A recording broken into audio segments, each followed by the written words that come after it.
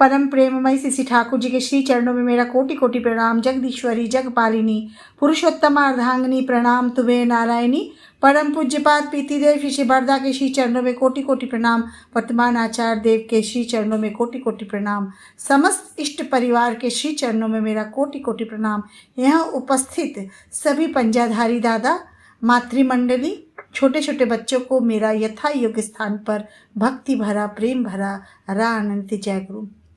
आज बहुत दिनों के बाद इस मधुबनी के मंच पे बोलने का सुअवसर मिला और बहुत सुंदर ढंग से दादा ने भजन भी गाया। बहुत सुंदर परिवेश, जहाँ भी ठाकुर जी का सत्संग होता है अपने आप वो परिवेश जो है बहुत सुंदर हो जाता है। सुंदर परिवेश की सृष्टि करने की ज़रूरत नहीं पड़ती है। उसके शब्दों से, उसके गाने से, उसके बोल से, उनके पाठों से पूरा वातावरण सुगंधित और बहुत सुंदर हो जाता है। तो आज के इस सत्संग में मैं देवघर गई थी कुछ दिन पहले, तो कुछ जो महत्वपूर्ण बातें हैं उनका मैं उल्लेख करना चाहूँगी, क्योंकि वो मेरे जीवन में वो बहुत महत्वपूर्ण बात है मेरे जीवन के लिए। तो मैं सोचती हूँ कि अगर मेरे जीवन के लिए वो महत्वपूर्ण है तो निश्चित तौर पर सबके लिए महत्वपूर्ण होगा ही, क्योंकि आचार्य देव की बातें सभी के लिए महत्वपूर्ण है। और सभी को ये जो इतना सुंदर वातावरण देवघर में सृष्टि हो चुका है और इतना सुंदर दृश्य रहता है कि उस वातावरण में जाते ही अपने आप में ही एक अलग सा ओरा आता है, चारों तरफ रहता है और बहुत सुंदर परिवेश रहता है। लगता है कि हम लोग स्वर्ग की परिकल्पना जो करते थे, सही में स्वर्ग जो है एकदम धरती पे उतर आया। तो ऐसे ही एक दिन की बात है, एक दिन की सुबह की बात है। मैं ये बताना चाह रही हूँ कि अभी घर घर में बहुत सारे घरों में, मैं यहाँ कानपुर में विशेषकर उत्तर प्रदेश में बहुत ज़्यादा ये सब देखने को मिलता है कि घर में कुछ लोग दीक्षा लिए हैं और कुछ लोग अदीक्षित हैं।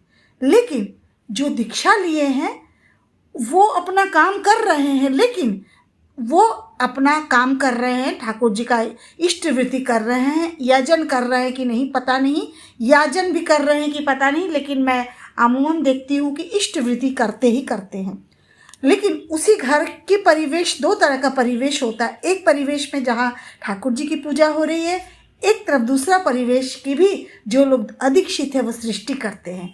ऐसे में एक उदाहरण के तौर पर मैं बताऊंगी कि कैसे माता मनमोहिनी कैसे अदीक्षित लोगों को दीक्षा दिलाती थी और कैसे वो सबको अपने आप में, अपने रूप रंग में, अपने जो सत्संग का जो चाल चलन है उसमें ढाल देती थी। कहते हैं ना कि सेवा देकर हृदय खरीदो, सेवा देकर सेवा, व्यवहार देकर व्यवहार खरीदो, विभव बढ़ावे शोभा। ठाकुर जी ने यूं ही सारी वाणियाँ नहीं लिखी हैं। ये सारी वाणियाँ जो है उनके घर के हर सदस्य, हर लोग कर कर के दिखा रहे हैं। और ठाकुर जी कह रहे हैं लोगों का जतन करने, हमेशा कहते हैं ठाकुर जी की तो बात ही है कि man is my income and love is my expenditure. वही ठाकुर जी ये भी कह रहे हैं, प्यार ही वो मुद्रा है जिससे हम सब कुछ खरीद सकते हैं। क्या हम खरीदने की कोशिश करते हैं? क्या हम इसको, पैसे को, ये प्यार की मुद्रा को क्या हम बाजार में ले जाते हैं? क्या घर में रखते हैं? मुझे तो ऐसा नहीं लगता है, क्योंकि प्यार की मुद्रा की कमी है जिससे ये जो अदीक्षित जो एक वातावरण सृष्टि करते हैं, अगर ये मुद्रा हम उनके बीच ले जाएंगे तो निश्चित तौर पर हमारा जीवन और उनका जीवन भी सुंदर बनेगा। इसलिए ठाकुर जी कहते हैं love is only one coin which we can purchase bliss. ভালোবাসাই হলো একমাত্র মুদ্রা যা দিয়ে আমরা सब किछु शांति क्रय करते पारी। कितनी बड़ी बात ठाकुर जी बोल के गए हैं। लेकिन कहते हैं ना, प्रार्थना में बहुत कहा पर किया न वैसा काम, कल्पना में प्रकट हुए फल वे व्यर्थ तमाम। प्रार्थना में बोले, याजन किए, लेकिन क्या खुद को यजन से हम लिप्त किए? क्या अपने को हम यजन से अच्छे से बनाए? खाना, जब सुंदर खाना बनता है तो सुंदर रूप से उसको परोसना भी पड़ता है। आप खाना बनाइए सुंदर और उसको जैसे तैसे थाली में परोस दीजिए तो वो खाना का स्वाद बिगड़ जाता है। लेकिन उसी सुंदर खाने को, वही सुंदर खाना हमारा यजन है, सुंदर तरीके से हम अपने शरीर को भोजन देंगे तो हमारा शरीर उस भोजन से, हर विटामिन से, हर चीज़ से परिपूर्ण होगा। और जब हमारा शरीर सभी शक्तियों से लड़ने को तैयार हो जाएगा तो हम बाहर भी सुंदर रूप से आएंगे। तो जब खाना सुंदर बना तो उसको सुंदर रूप से परोसना भी पड़ेगा, सुंदर रूप से थाली में लगाइए तो वो खाने का स्वाद ही कुछ और होता है। इसलिए हम लोग जब यजन कर लिए तो याजन को इतने सुंदर रूप से प्रस्तुत करना पड़ेगा, सिर्फ बातों के माध्यम से नहीं, शब्दों के माध्यम से नहीं, इसको हम लोग अपने बॉडी लैंग्वेज से, अपने आचार व्यवहार से, अपनी बोलचाल से, अपनी भाषा शैली से इस याजन को, इस जो खाना सुंदर बनाया है उसको सुंदर थाली में रखकर परोसना पड़ेगा। तब देखिए जब याजन जो होगा वो निश्चित तौर पर प्यार की मुद्रा लिए रहेगा, और उस मुद्रा को जब हम मार्केट में ले जाएंगे तो निश्चित तौर पर हम लोगों को क्रय कर सकते हैं।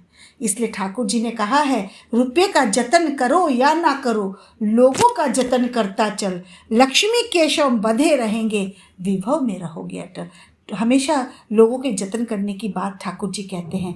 ऐसे ही माता मनमोहिनी देवी जब ठाकुर जी की दीक्षा के लिए बोलती थी तो लोग उनकी बातों को नहीं सुनते थे, नहीं समझते थे। वो घर घर का दरवाज़ा खटखटाती थी, घर घर में जाके बोलती थी, लेकिन लोगों को समझ में नहीं आता था। तब माता मनमोहिनी ने लोगों को सेवा देना शुरू कर दिया। सेवा देते देते वो देखने लगी असंख्य लोग ठाकुर जी के दरबार में आने लगे और दीक्षित होने लगे। तो यहीं पर ठाकुर जी की बातें, सब काम में, सब वाणियों को सबको समझना है और हमको काम में लाना है। जो अदीक्षित है वो घर में ऐसा वातावरण की सृष्टि ना करे, इसके लिए हमको सुंदर परिवेश मुझे ही तैयार करना पड़ेगा। जो दीक्षित है इसी को तो कहते हैं दक्षता। दीक्षा मानो दक्ष करती, प्रीत दीप्त करे प्राण, कूट कौशली अनुशीलन से कृति तीर्थ में कराए स्नान। अगर दीक्षा लेके हम दक्ष नहीं हुए, और दक्ष जब तक नहीं हुए तब तक हम सुंदर रूप से अपनी प्रस्तुति दे ही नहीं सकते हैं, तब तक हम लोगों को आकर्षित ही नहीं कर सकते हैं।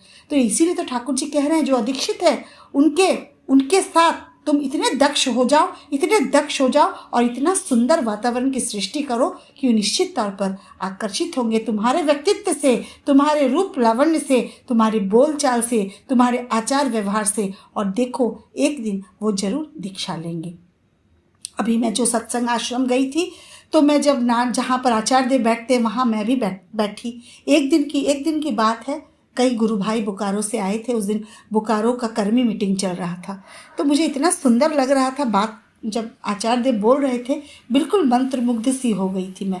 और वो कह रहे थे कि तुम आने वाली पीढ़ी, तुम जो आए हो बोकारो से इतने संख्या में, तादाद में लोग, लेकिन मैं 20 साल पहले जिनको देखता था आज भी वही चेहरा लेके तुम चले आ रहे हो। नए चेहरे कहाँ गए? क्या तुम एक ही फल लगना चाहते हो? आचार्य देव उनको उदाहरण देके समझा रहे हैं कि जब एक वृक्ष लगाते हैं तो उसमें कई फल लगते हैं, लेकिन जब तुम अपने आने वाली पीढ़ी को आगे नहीं करते हो तो तुम बस एक ही वृक्ष में फल लगाए हो, और एक ही फल जब नष्ट हो जाएगा, सड़ जाएगा, जब वो मर जाएगा तब वो वृक्ष भी खत्म हो जाएगा। तो ऐसा क्यों ना करें कि हम वृक्ष में कई सुंदर सुंदर फल लगाएं। उनका कहने का तात्पर्य यही था कि हम आने वाली पीढ़ी को आगे लाएं, वाली पीढ़ी को हम सत्संग में लाएं। हम क्या करते हैं, देखिए बच्चों की कोई गलती नहीं होती है, माँ बाप ही दोषी होते हैं, हम लोग ही दोषी हैं, क्योंकि हम लोग घर में याजन नहीं करते हैं, सुंदर रूप से उसको परोसते नहीं हैं। सोचते हैं कि चलो बच्चे जब समय आएगा तो कर लेंगे, ऐसी बात नहीं है। समय कभी नहीं आता है, इसीलिए ठाकुर जी कहते हैं समय गंवाया पथ खोजन को, अनुष्ठान का आडंबर अनुष्ठान ही पाया हमने, पथ गया चूल्हे भार। कोई भी सत्संग में जा रहे हैं, मातृ सम्मेलन में जा रहे हैं, भगवत गीता सुनने जा रहे हैं, सुंदरकांड सुनने जा रहे हैं, कोई भी पीढ़ी हमको लेने, कोई भी हम यंग जनरेशन को नहीं ले जाते हैं। कहते हैं तुम लोग घर में रहो, हम लोग सुन के आते हैं। अरे हम लोग तो अपना जीवन जी लिए, हम लोग को जितना पकना था हम लोग पक गए, अब हम लोग ज़्यादा पकेंगे तो उसका जो रूप होगा वो सड़ने की दिशा में जाएगा। इसलिए जो कच्चे आम है, कच्चे आम को हम लोग को सुंदर रूप से पकाना है और उसको सुंदर रंग देना। जब आप बिना कार्बाइड के आम पकाएंगे ना तो उसका रंग बहुत सुंदर आता है, बिल्कुल नेचुरल उसका कलर आता है, ऑरेंज, पीला, और उसमें हल्की लाली माली, इतना सुंदर कलर से वो पकता है। लेकिन उसको पकने का मौका हम कहाँ देते हैं। हम सोचते हैं कि जब इनको पढ़ाई लिखाई से फुर्सत मिलेगी तो ये आएंगे, ऐसी बात नहीं है।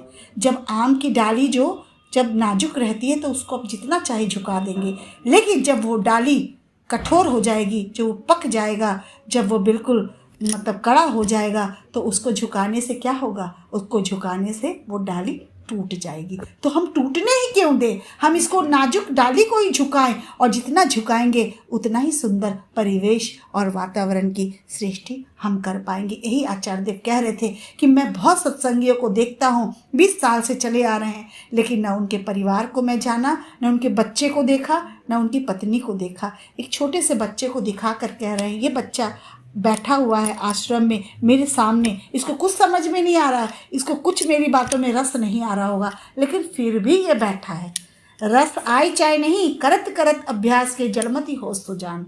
रस आएगा जब वो धीरे धीरे धीरे धीरे बड़ा होगा तो उसको भी रस मिलने लगेगा। तो इस रसपान करने के लिए, हमको रसीला बनाने के लिए हमको यंग जनरेशन को आगे लाना पड़ेगा। अपनी जो मशाल है, जो हमारी आने वाली पीढ़ी, जो हमारे कर्णधार हैं, जो हमारे सूत्रधार हैं, जो हमारी मशाल को, सत्संग की मशाल को लेके आगे बढ़ेंगे, उनको तो आगे लाना पड़ेगा। तो उनको आगे लाने के लिए उनको शुरू से ही वातावरण की सृष्टि माँ बाप को ही करनी पड़ेगी, घर के लोगों को ही करनी पड़ेगी। कहीं ये परिवेश बाहर नहीं मिलेगा।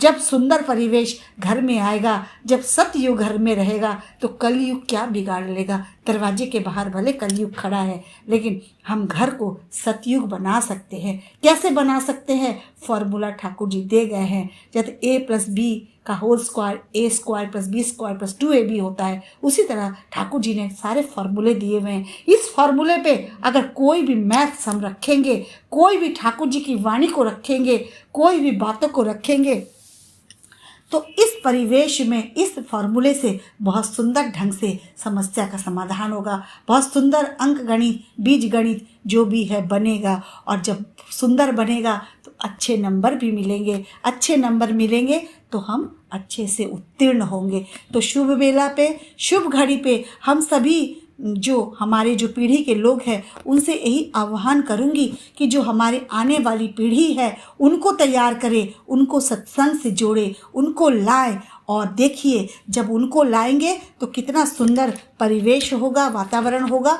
तो सभी को दीक्षित बनाने के लिए हमको स्वयं दक्ष होना पड़ेगा। जब हम दक्ष होंगे, सेवा भाव लेकर चलेंगे, प्यार की मुद्रा मार्केट में लाएंगे, तो निश्चित तौर पर वातावरण जो होगा अकल्पनीय है। इस शुभ घड़ी पे, इस महाषष्ठी की बेला पे सबको ढेरों ढेरों शुभकामनाओं के साथ ये जो आपने सुंदर मुझे ये समय दिया, इसके लिए मैं सुकृत भाई का बहुत बहुत आभार व्यक्त करती हूँ। जय गुरु दादा, जय।